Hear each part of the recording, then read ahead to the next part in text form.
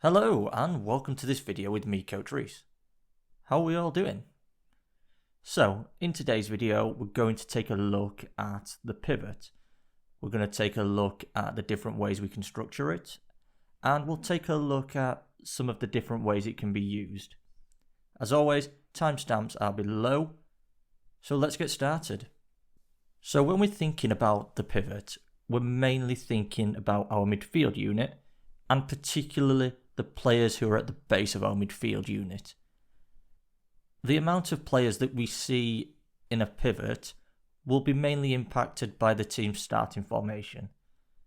So for example, in formations such as the 4-3-3 or the 4-4-2 with a diamond midfield, we will see what we call a single pivot. So this will be one player who is the pivot and they're at the base of our midfield unit. In formations such as the 4-2-3-1 or the 4-2-2, we will see two players in the pivot. Both a single pivot and a double pivot can offer teams different dynamics, and depending on which a team chooses to use will depend on the tactics, and with this it will put a demand on the player or players. So this means that the profile of these players will need to be very specific. So for example, if we're using a single pivot, we need a player who is very strong technically so that they can be involved in the progression of the ball. But also on the flip side, we need them to be able to defend quite well because they're going to be our protection in front of our two centre-backs. Whereas if your team's using a double pivot, we can almost break that player into two. So we can have one player who can be involved in the progression of the ball, so we might see a deep lying playmaker take up this role, and the other player in the double pivot can be the one who handles more of the defensive duties, the one who protects the two centre-backs. So when we're thinking about the role of our pivot, the best way to describe them is they are our link players. So there are players who link the defensive unit with our attacking players, so this is our forward line and our attacking midfielder. So in the initial build-up, our pivot needs to help us create the triangles between our defensive unit and our midfield unit. They can help us create numerical advantages in certain areas to help us play out. And the key thing to remember is we'd like our midfield unit, so our double pivots, to receive behind and between the first line of pressure. So this helps us break this line, and then they can turn and they can be involved in the progression of the ball forward.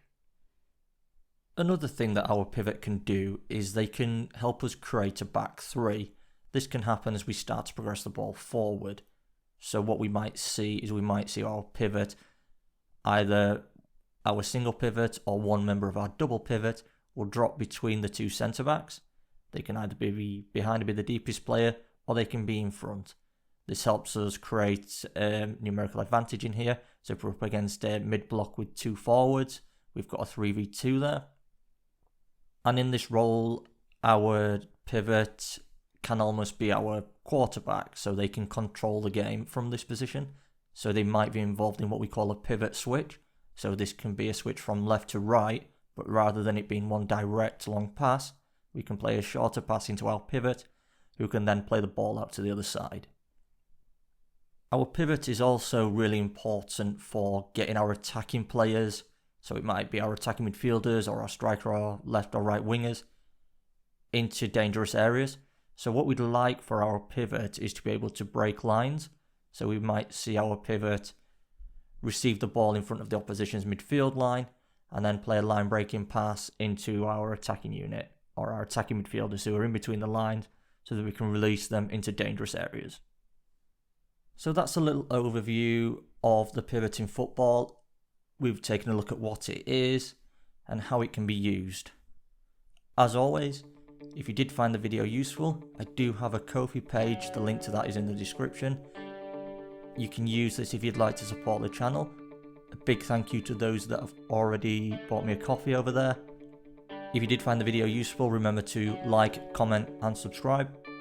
I've been Coach Reese, and I'll see you in the next one.